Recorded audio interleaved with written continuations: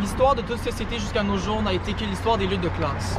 Hommes libres et esclaves, patriciens et plébéiens, barons et serfs, maîtres de jurants des compagnons, en un mot oppresseurs et opprimés, en opposition constante, ont mené une guerre ininterrompue, tantôt ouverte, tantôt dissimulée, une guerre qui finissait toujours soit par une transformation révolutionnaire de la société tout entière, ici République urbaine indépendante, là, tierce état taillable et corvéable de la monarchie, puis durant la période manufacturière, contrepoids de la noblesse dans la monarchie féodale, ou absolue, pierre angulaire des grandes monarchies, la bourgeoisie depuis l'établissement de la grande industrie du marché mondial s'est finalement emparée de la souveraineté politique exclusive dans l'État représentatif moderne. Le gouvernement moderne n'est qu'un comité qui gère les affaires communes de la classe bourgeoise tout entière. La bourgeoisie a joué dans l'histoire un rôle éminemment révolutionnaire. Partout où elle a conquis le pouvoir, elle a foulé aux pieds les relations féodales, patriarcales et idylliques, tous les liens complexes et variés qui unissent l'homme féodal et ses supérieurs naturels, et les a brisés sans pitié pour ne laisser subsister d'autres liens entre l'homme et l'homme que le franc intérêt, les dures exigences du paiement au comptant. Elle a noyé les frictions sacrées de l'extase religieuse de l'enthousiasme fait par les produits nationaux naissent des besoins nouveaux, réclamant pour leur satisfaction les produits des contrées des climats les plus lointains.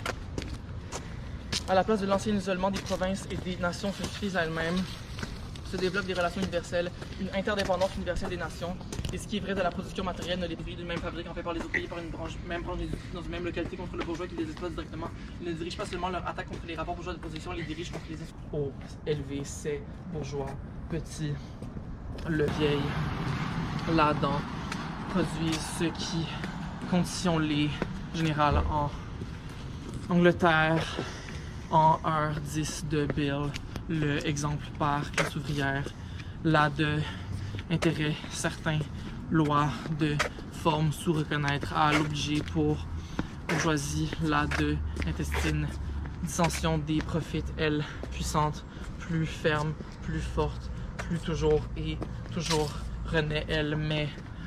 eux entre ouvriers les font se de substituer que fait na elle classe de antagonisme les abolit pas na féodale société la de ruine les surélevés moderne bourgeoisie société la